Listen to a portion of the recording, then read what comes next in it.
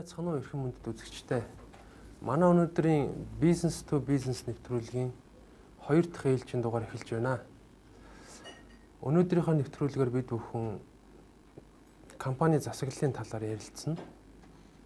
Нэвтрүүлгийн зорилго бол та бүхэнд Монголд үйл ажиллагаа явуулж байгаа. Ер нь бол бизнесийн удирдлага, компани төлөвшил, тэрний хөгжлийн талаар танд хүргэх ийм зорилготой нэвтрүүлэг байгаа.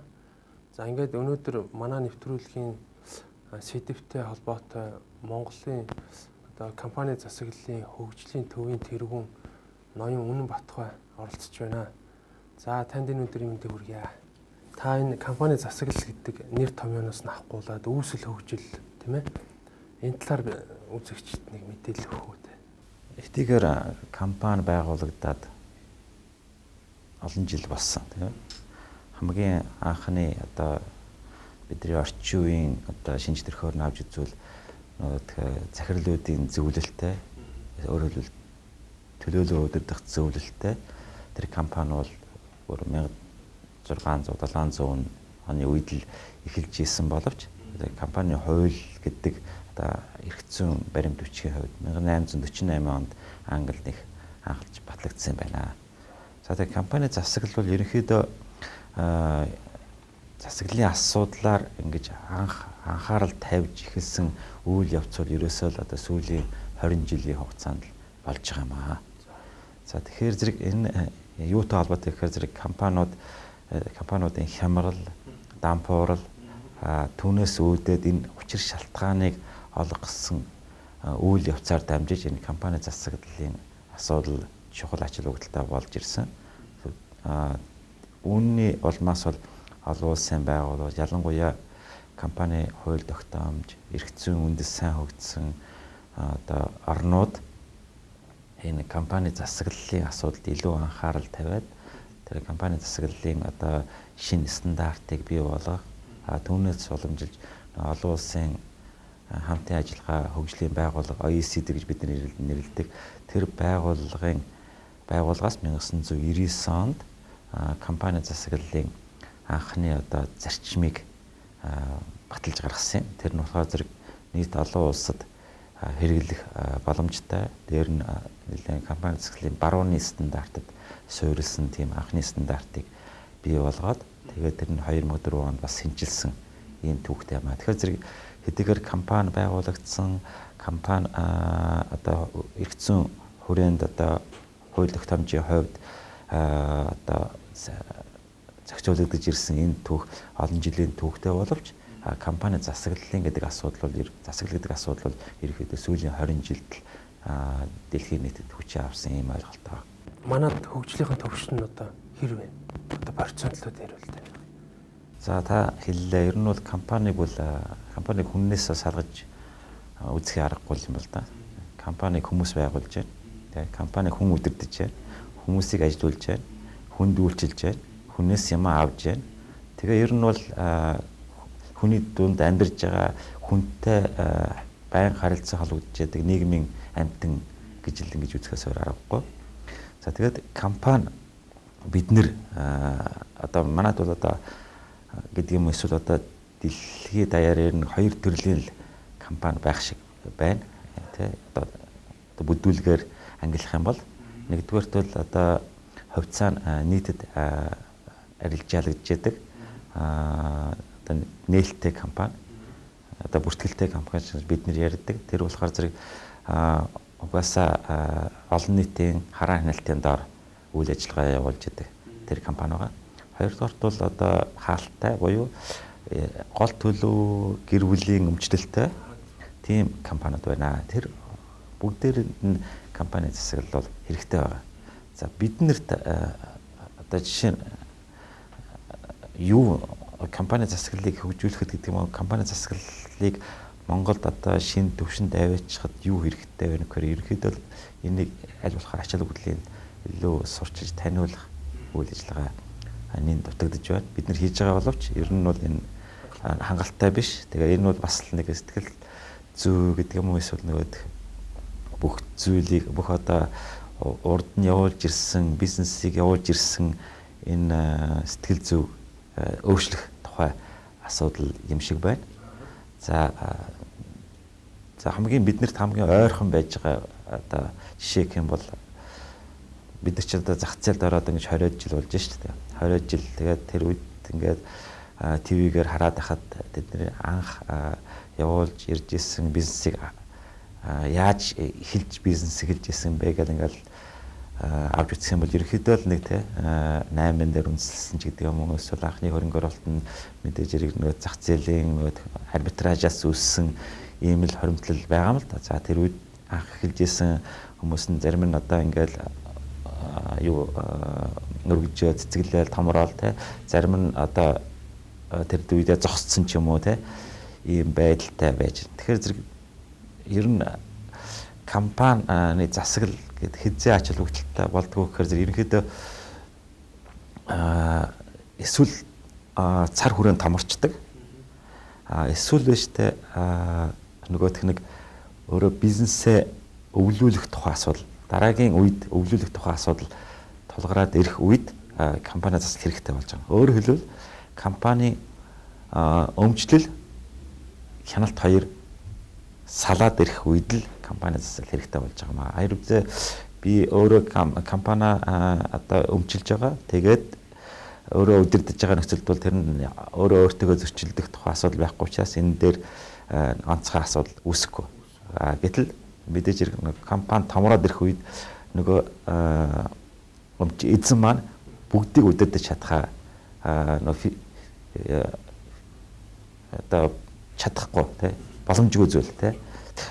Тэгээд хэрэгцээ компани одоо насчаач гэдэг юм уу, эсвэл компаниг одоо байгуулж ясан өсгөн байгуулж ясан хүм одоо за 20 жилийн өмнө ч одоо тэр үед хэдэн настайгаа бас шалтгаалаад энэ хүн чинь дараагийн үедээ ч гэдэг юм өөр хүүхэдтэй залгамжруулах тухай асуудал яригдах үед эн чинь бас угаасаа засаглалын асуудал гарч ирдэг. Тэдгээр энэ компани засаглалын асуудал дэлхийд даяар нэг 20 жилийн түүхтэй гэж те онцгой ач холбогдол одоо өгжсэн цагаас ахуулахад за манай ч гэсэн тэр бол нэг олон жилийн түүхтэй биш, нэг мэдхгүй одоо 10 жилийн түүхтэй байх тий би тэгтээ тэрийг нөх хэр зэрэг ач холбогдол өгсөн гэдгээр нь биш зөв ерөнхийдөө ярьж эхэлсэн гэдгээр нь тооцох юм бол тий.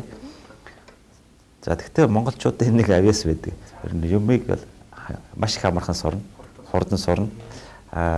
Тэгээд тэр сурж байгаа энэ үйл явц нь бол гэдэг юм уу, эсвэл сонирхож байгаа энэ процесс нь бол одоо нэлээд одоо хүчтэй. Тэгэхээр зэрэг бид нэр манай компаниуд бол энэ олон улсын шинэ одоо зарчим тулгуурсан стандарт гэж хэлээ л да. Тэрийг бол хурдан тусгаж авч өөрийнхөө үйл ажиллагаанд хэрэгжүүлж чадах байх гэж ингэж ойлгож байна. За ер нь ингээд бид нэр за яг манайд одоо хувьцаат компаниуд гэдэг байгаа. Хөрөнгөний бирж бүртгэлтэй компаниуд байна. За тэр компаниуд мэдээж хэрэг угаасаа компанийн хууль тогтоом тэр эрх хөрөхгүй байгууллагуудаас гаргаж байгаа шаардлагын дагуу компани засаглалын зарчмуудыг нэвтрүүлэх ёстой газрууд байгаамаа. Заавал хэрэгжүүлэх ёстой газрууд байгаамаа. Гэтэл ер нь түүнээс гадна манай одоо гэр бүлийн өмчөд толгуурласан хязгаарлан хариуцлагатай компаниуд бол энэ асуудлыг маш их сонирхож байгаа. Тэд нар бол яагаад сонирхож байгаа гэдэг, тэд нар үнэхээр одоо ойлгож байгаа, тэд нар бизнес нь өргөжж байна. Тэгэхээр бизнес өргөжихийн хувьд хажуугаар тэрднэр биштэй саан засаглалтай байвал энэ улам одоо үйл ажиллагааны улам өргөжих юм байна, хөрөнгө оруулалтыг улам татах юм байна гэдгээ хомсрлож өөрсдийнхөө одоо зүрх сэтгэлээсээ ойлгож байгаа байх гэж ингэж бодож байна. Тэр бол одоо маш сайн хандлага байх гэж ойлгож байна. Та энэ ач холбогдлын талаар хэлж өгөөч. Тий. За айгуу тавчхан дурдах юм бол ерөнхийдөө л хамгийн гол нь бага зардлаар томоохон хэмжээний хөрөнгийг татхад л компани засаглалын ач холбогдол оршиж байгаа юм байна. За хөрөнгө шаардлагагүй байж болно. Гэхдээ хөрөнгө шаардлагагүй. Өөрийнхөө үйл ажиллагаагаар өргөжөөд явах боломжтой гэж байгаа нөхцөлд бас компани засал хэрэгтэй. Ягаад гэвэл засал сайтай компанид бол янз бүрийн нэг компанийн төвшөнд гардаг янз бүрийн хямрал, скандал, тиймэрхүү зүйлүүд бол ховор тохиолдог. Ягаад гэвэл тэр эрсдлийн удирдлага сайн байх магадaltaй учраас. Тэгэхэд засаглал сайн бол дотоод үйл ажиллагаагаа одоо зэгцлээд явах. Ягаад гэвэл тэнд чинь хариуцлага хяналтын тогтолцоо байна. Дотоод хяналт байна. Хүнийг ажилуулж чадах тэр механизм байна, тий. Тэгэхээр зэрэг тэр механизмуудаараа дамжаад компани угаасаа өргөждөг ийм үйл явцтай. За бидний хувьд нэг анхаарал татж байгаа зүйлүүд нэг за өргөжихийн тухайд биш, ерөөхдөө ингээд одоо компаниуд нэг томроод өшөө дээр нь одоо компаниг байгуулсан эзэн нь дараагийнхын үед залгамжлуулах тухай асуудал гарах үед бол бид нэр энэ компани яах вэ гэдэг асуудлыг их сонирхдаг л доо. За мэдээж хэрэг бид нэр дөнгөж зах зээлд ороод 20 гаруй жилийн түүхтэй одоо дөнгөж дараагийн үеийн тухайл асуудал дөнгөж эхэлж байгаа үед тэр нь баг захин эхлэегүй байгаа тий. Гэхдээ хүмүүсийн толгойд бол орж байгаа тий. Тэгэхээр зэрэг энэ дээр ямар чухал асуудал байдг юм бэ гэж тий. Одоо жишээ нь ингээд дэлхийд даяараа гэж чинь ер нь хувьцаат компани гэдэг мэдээж том байдаг. Гэтэл хувьцаагаа нийт барьждаггүй хаалттай хязгаарлалт хариуцтай компаниуд бол ерөөхдөө дэлхийд бол наилж идэг шүү дээ. Ер нь одоо манай хувийн компаниудыг тооцсон авч үзэх юм бол бүртгэлтэй нь хэд вүлээ, бүртгэлгүй нь хэд вүлээ гэх юм бол бараг 100, 1000 гэх юм хэтчлэнгээл тийм л харьцаа гарна шүү дээ. Дэлхийд даяараа л тийм байдаг юм байлаа. Тэгэхээр тэр чинь маш их чухал. Тэгэхээр бидний хийж байгаа үйл ажиллагааны чиглэл бол зүгээр компани гэж нэгдсэн нэг хаягаар тэгж засаглалыг сайжруулна гэж ярихаасаа илүү тэр тухайн компаниудын онцлогт тохирсон бас тодорхой стандартыг нэвтрүүлэх тэр тийм талын зөвлөмж өгөх явдал бол нэлээд ачаал бүгдэлтэй байх гэж ингэж ялгаж байгаа юм л. Ягалангуяа тэр гэр бүлийн өмчлөлт үндсэн хязгаарлалт хариуцтай компаниудын засаглалыг яаж сайжруулахад тэр нь чиглэгдэх ёстой вэ гэдэгт бас тэр нь хандах шаардлагатай болж байна. Компани гэдэг чинь дотор нь манай Монголын ард иргэд амьдарч байгаа, ажиллаж байгаа. Энэ хүмүүс чинь өөрөө одоо энэ компани засаглалыг сайжруулахаар их айтайх юм билээ л дээ. Яг тэгэхээр хүн гэртээ нэг амьдардаг, оффистой нэг амьдардаг шүү дээ. Тэгээд энэ яг гэр шиг тийм уур амьсгалыг төрүүлээд ирэхлээрээ бүтээмж нь өндөр болдог. Танаа төв, танаа сургууль гэж бас хэлж болох байх тийм ээ. Сургууль яг энэ тал дээр яг юу хийж байна? Ер нь компани ажилуулна гэдэг бол ерөөхдөө бидний төр ясна нийгмийн одоо нэгж тэр одоо бид нэрээр жишээ тавихад одоо манай за хувийнхыг оролцуулаад за төрийн эмчтэй компаниуд чинь тэр энэ эдийн засгийг авч явж байгаа энэ сектор л бол манай нийгмийг хөтлж байгаа. Тэгээд тэнд ажлын байр бий болгож байна. Тэнд бүтээгдэхүүн үйлдвэрлэж байна. Орлого бий болгож байна. Төрний ячаар одоо засгийн газар ажиллаж байна. Тэгээд тэр нь бусдад одоо тэр төрөө санхүүжлэх ёстой бүх зүйлийг л хийж байна. Тэр бизнесээс л олж байгаа л ашгаар л бий болсон татвар орлого шүү дээ. За тэр бизнес бол зөвхөн татвар төлөхөөсөө илүү тэр чинь өргөжөөд хүмүүсийг ажилуулад бараа үйлчлэгээ бий болгоод энэгээрээ бид нэр одоо нийгмийн одоо хэрэгцээг хангаж байгаа л энэ үйл явц. Тэгэхээр зэрэг энэ одоо нийгмийн сайн сайхан бол хувь хүнээс компаниас эхлэх ёстой гэж ингэж боддог. Тэнд сайн одоо зарчимд толгуурласан бизнесийн болон одоо ёс зүйд толгуурласан харьцаа бүрдээд ирэхээр зэрэг шударга харьцаа бүрдээд ирэхээр зэрэг энэ бол зөвхөн компани төдийгүй нийгмийн сайхныг бий болгоно гэж ингэж үзэж байгаа. Тийм учраас компани сайн бол нийгэм сайн байна. Гол зарчимтэй. Тэгээд бид нар энэ чиглэлээр ямар үйл ажиллагаа явуулах вэ? Гол төлөв сургалт. За сургалт. Бидний үйл ажиллагааны гол одоо чиглэлүүд сургалт юм аа. Дээр нь бид нар компанид зөвлөгөө өгөх үйл ажиллагаа явуулдаг. Түүнчлэн бид нар компани сайн засаглалыг нийгэм төлөвшүүлэхэд тулд маш их таниулах, сурчлах ажил хийж байгаа. За компани засаглалын форум гэх мэтчлэнгийн жил болгон форум байдаг. Тэгээд жишээ нь одоо компани шинэ хууль гараад ирэхлээр гэдэл түүнийг сурчлах үйл ажиллагаа явуулдаг. Энэ бол одоо байнга л хийдэг юм л да. Түүнээс гадна бид нэр компани хууль тогтоомжид гэдэг юм эсвэл зөвхөн компани хуульч биш бизнесийн үйл ажиллагаа эрхлэхэд хамаатай хууль тогтоомжийг одоо боловсронгуйлах тэрэнд компани сайн засаглалын зарчмыг тусгаж өгөхөд нөлөөлөх тийм ажил хийдэг.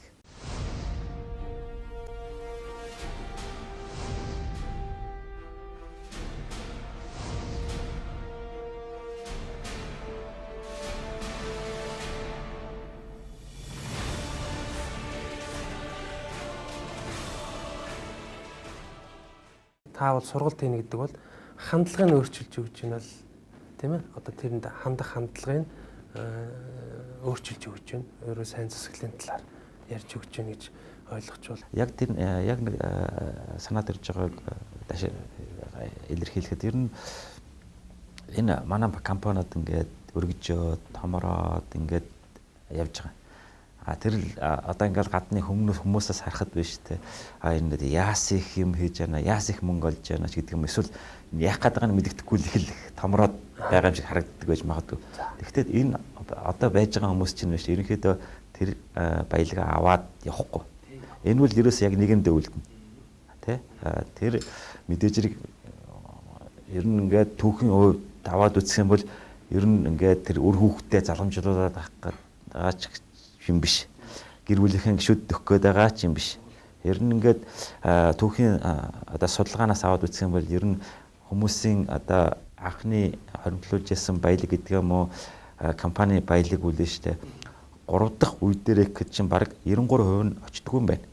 Тий. Тэгэхээр зэрэг хаана нэгд очдөг гэхээр зэрэг нийгэмд л очиж байгаа байхгүй юу? Тэгэхээр зэрэг одоо манай ингээд явж байгаа энэ бизнесийг ингээд хараад үзэх юм бол нэг ашиг олоод их л мөнгөнд их шуналтай хүмүүс шиг харагддаг байж магадгүй. Тэр үл биш ээ. Тэр хүмүүсээ зүгээр одоо энэ компаниг өргөжүүлэхийн төлөө их мөнгө олохын төлөө явж байгаа мэт харагдж байгаа бол тэр үл зүгээр нийгэмд л үлдээж байгаа баялаг гэж ингэж ойлгож байна. За энийг бас ухамсарлсан ойлгосон хүн гэж бас байгаа. Ойлгох гээд бас явж байгаа хүмүүс бас байгаа тийм ээ. Тэгэхээр яг агуулга нь бол мөн чанар нь бол бүгдээрээ л нэгнийхээ төлөө амьдарч байгаа, ажиллаж байгаа компани захирал очиход 2-3 мянган ажилтан өглөө болгон ажиллаж байгаа. Тэгээ эн чинь ямар хиний төлөө ажиллаж байгаа. Бүгд л өөрсдийнхөө төлөө ажиллаж байгаа. Тэгэхээр яг хөө Монголд байгаа одоо асуудал бол юу гэхээр засаглал муутагаас болоод компанид ажиллаж байгаа иргэд маань засаглал буюу нөгөө нэг эзний гэр бүлийн тэдний философи өдөр тутмын амьдралын хэв маягт тааруулж заримдаа амьдрах гэдэг байгаа байхгүй юу? Ажиллах гэдэг. Энэ айгүй том хүндрэл. Айгүй том хүндрэл. За нөгөө хүмүүс нь болохоор хүүхдтэйгээ ч юм уу тийм ээ ах дүү нартайгаа ажиллаж байгаа юм шиг харьцах гэдэг. За яг хоо энэ нэг үе байгаа л бахал та. Дараагийн үе гарч ирэх байх. Ингээд дуусчихгүй юм чинь. За таны хэлдэг тийм ээ маш баян мөнгөний төлөө ажиллаад байгаа юм шиг хэрнэ. Ерөөсөө нийгмийнхаа төлөө, оршин тогтнолынхаа төлөө л ажиллаад байгаа. Энийг уул нь ойлгочвол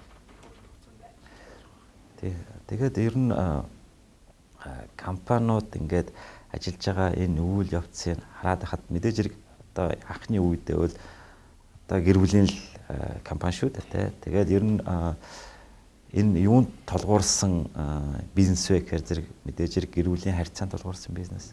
Гэр бүлийн одоо зан заншил, уламжлал, соёл, мөн түүнчлэн харилцаа холбоо, за хэлхээ холбоо гэж нэлээ. Тэнд тул одоо түүний үнэлэмжид толгуурсан бизнес байна л да тий.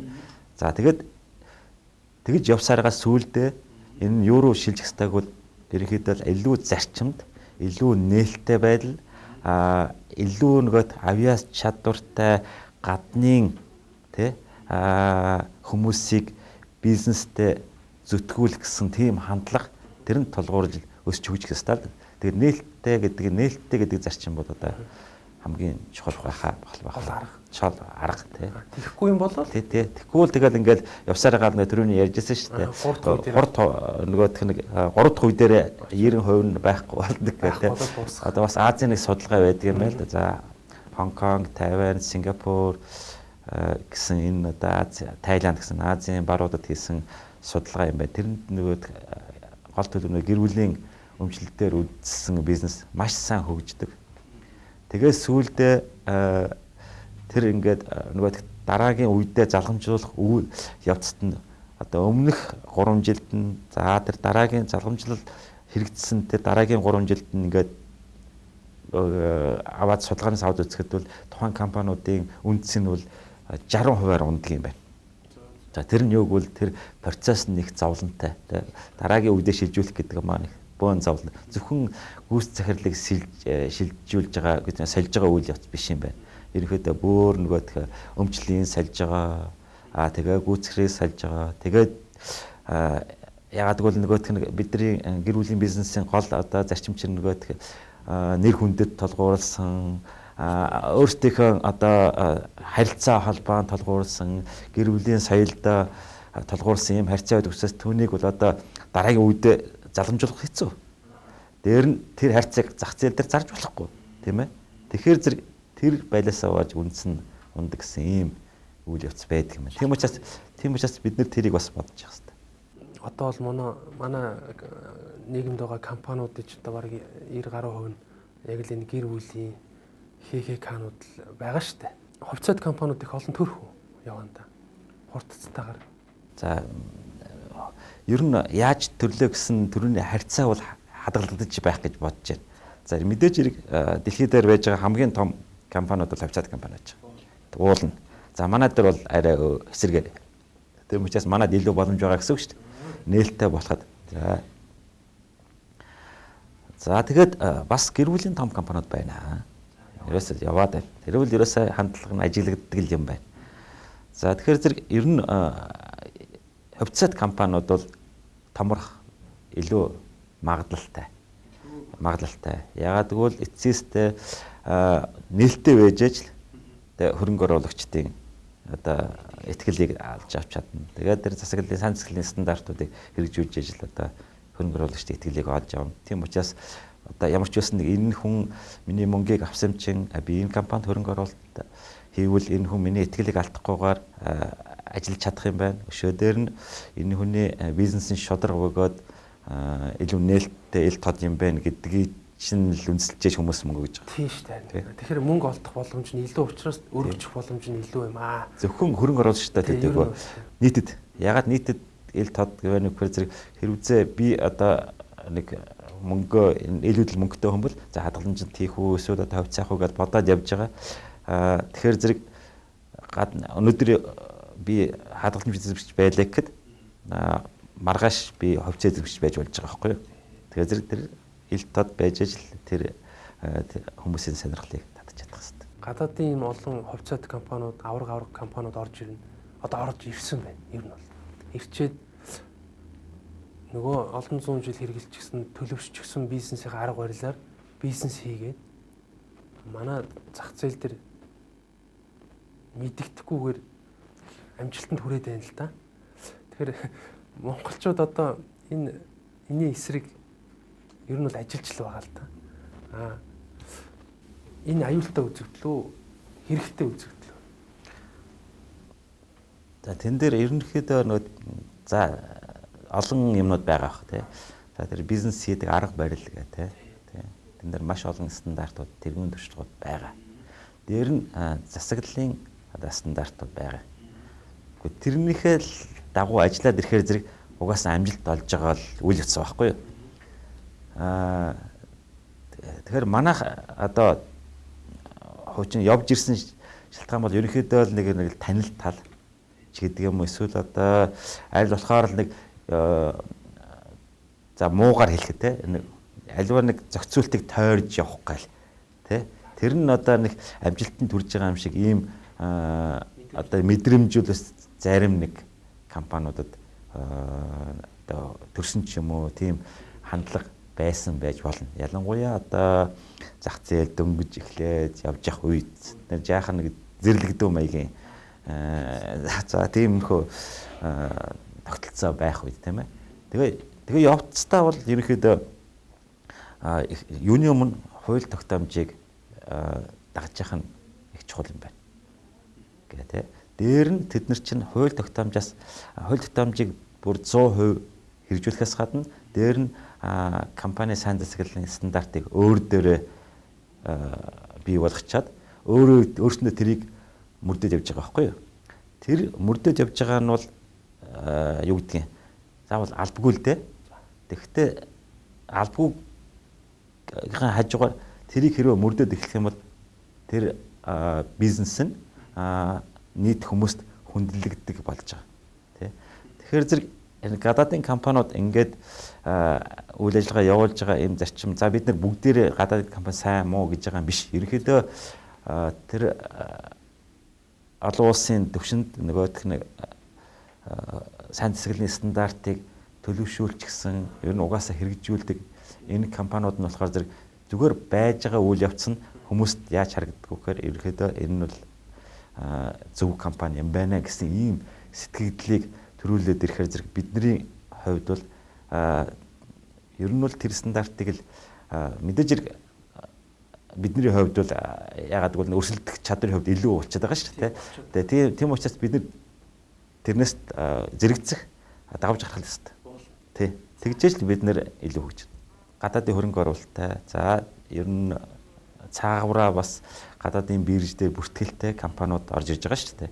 Энд чинь тэр бүртгэлийн зарчим тэгээд компани засаглалын стандарт тэргуун туршлагыг суралцсан гэдэг тэгээд ажил дээрээ суралцсан гэдэг бол одоо юунаас ч илүү боломж гэж ингэж ойлгох хэрэгтэй.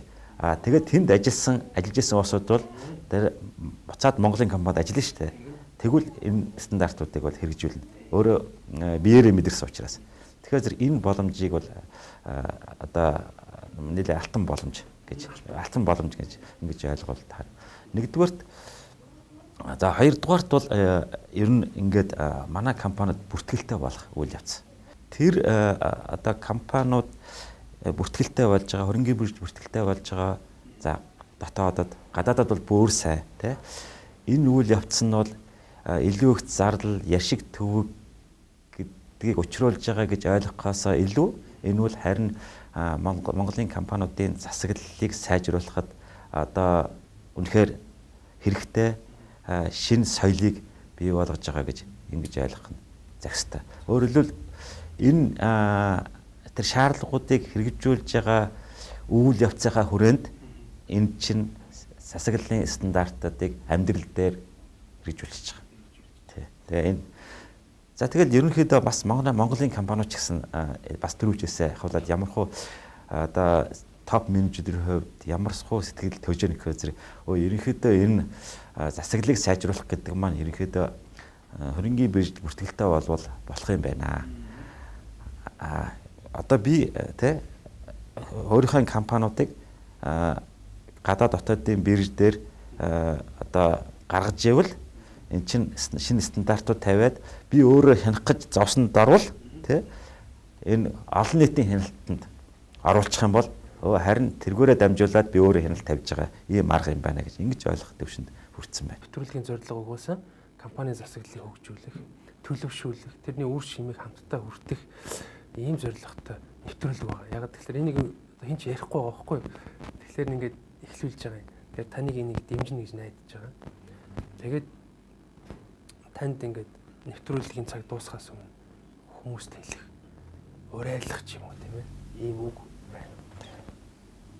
Энэ ер нь бол компани засаглалыг Монголд хэр зэрэг хөгжүүлэх вэ, яаж хөгжүүлэх вэ гэдгийг л ерөөдөө тэгэхээр бид нэр одоо ярьж авч байгаа ч гэсэн энийг бол би жишээ нь эхлүүлээгүй. Энийг бол манай сайн засаглалд хүрэхийн төлөө зорьсон манай компаниудыг эзэд эхлүүлсэн байна.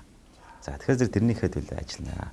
За дээр нь компани сайн засаглалыг хөгжүүлэх гэдэг юм эсвэл Монгол төлөвшүүлэх тухай ярихад бол ерөөдөө олон нийтийн оролцоо бид бүгдийн хүчин чармайлт одоо тэмүүлэл ирмэлзэл хэрэгтэй байна. Тэрэнд л би та бүхнийг уриалж байна. Манай бизнес to бизнес нэвтрүүлгийн энэ удаагийн дугаар өндөрлж байна. Бид бүхэн цаашдаа нэвтрүүлгээрээ дамжуулаад бизнесийн мөн чанар, менежмент, түүний бүтэц бүрэлдэхүүн одоо өөрөөр хэлбэл арга аргачлалын талаар сургалт хэлбэртэй ийм цуврал нэвтрүүлгийг өргөжлүүлээд хийнэ. За ингээд та бүхнийг өнөөдөр компани засаглал гэдэг сэдвээр ноён Үнэн Батбаятай уулзаж энэ талаар тодорхой хэмжээний мэдлэг болгосон болов уу гэж бодож байна. Үнэн Батбаятай баярлалаа. Таны үүсэд амжилт хүсье. Хоёлоо дахиад олон уулзах байх гэж найдаж байна. За тэгье. Баярлалаа. За. Эрхэм хүнд үзэгчтэй ингээд анхаарал тавьж манай нэвтрүүлгийг үзсэнд баярлалаа.